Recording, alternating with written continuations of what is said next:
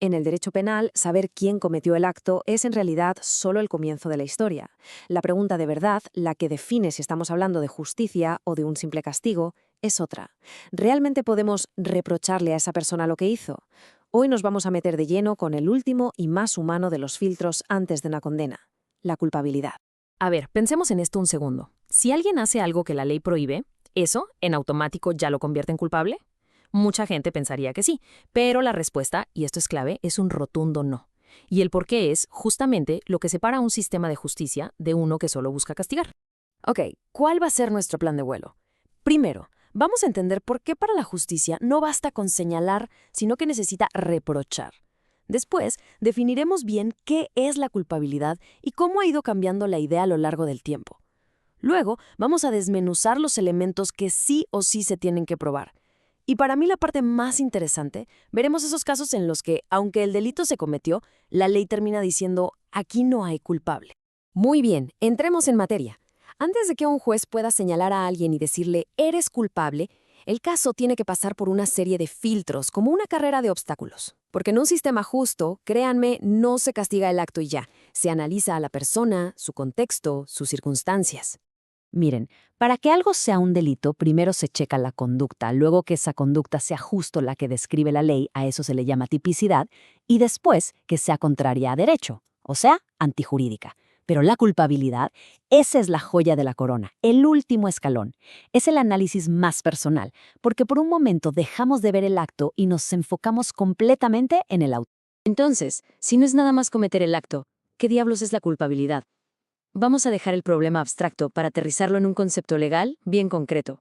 Aquí está la palabra mágica, reprochabilidad.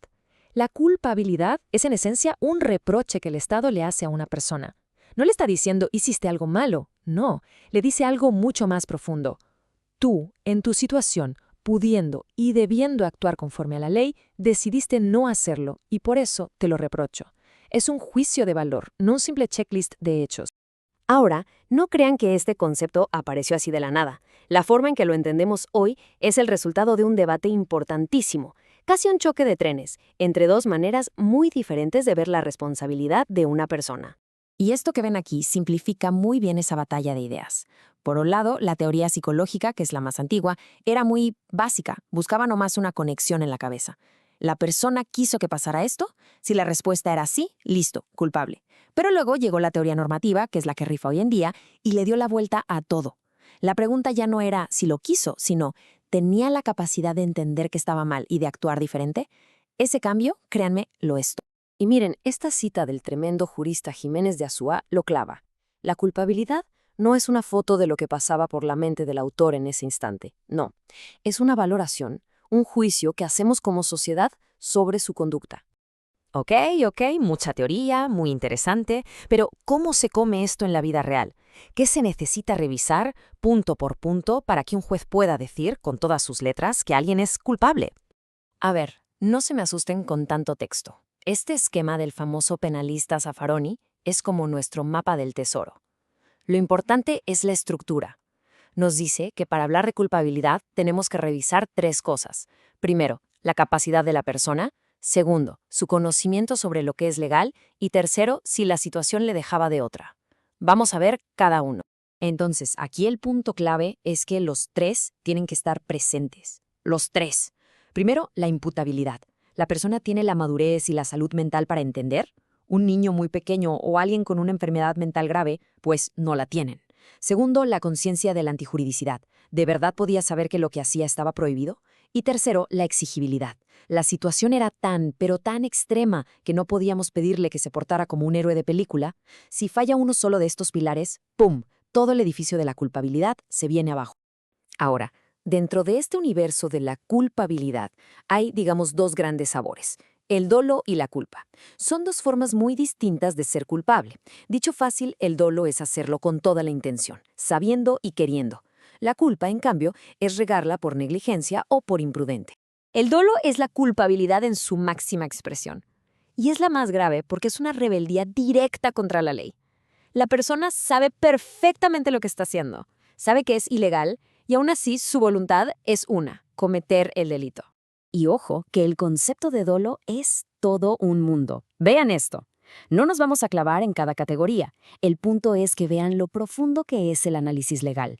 No es lo mismo un dolo directo que uno eventual o uno premeditado.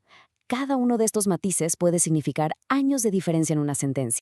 Por otro lado, tenemos la culpa. Aquí no se quería causar el daño, pero este pasa por no tener el cuidado que se debía. El ejemplo del librito es el accidente de tráfico por ir a exceso de velocidad. La persona no quería chocar ni lastimar a nadie, pero su imprudencia, su falta de cuidado, provocó un resultado que se podía prever. Bueno, regresemos a la pregunta del millón. Ya vimos todo lo que se necesita para ser culpable. Entonces, ¿qué pasa cuando falta una de esas piezas del rompecabezas? ¿Qué pasa cuando la ley voltea y dice, ¿sabes qué? No te lo puedo reprochar. Y aquí entra este concepto importantísimo, la inculpabilidad. Y mucho ojo aquí, porque inculpable no es sinónimo de inocente. En la inculpabilidad, el hecho sí pasó y sí es ilegal, pero la conclusión es que al autor no se le puede hacer responsable penalmente. O sea, el acto es injusto, sí, pero el autor es inculpable. Y las causas para que alguien sea inculpable son, pues lógicamente, el espejo de los elementos que ya vimos. Si una persona es inimputable por su edad o su salud mental, no hay culpabilidad. Si actuó pensando por un error que no pudo evitar que lo que hacía era legal, no hay culpabilidad. Y si estaba en una situación de presión tan brutal que la ley no considera justo exigirle que se comportara de otra forma, tampoco hay culpabilidad. Este esquema final nos ayuda a ver toda la película completa. Arriba, la culpabilidad, con sus dos formas, dolo y culpa. Y abajo, la inculpabilidad, que es cuando ese reproche simplemente no se puede hacer, con cada una de sus causas.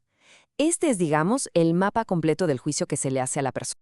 Al final del día, la culpabilidad es lo que le da un rostro humano al derecho penal. Nos recuerda que las leyes no se le aplican a robots, sino a personas de carne y hueso con capacidades, conocimientos y circunstancias que son únicas.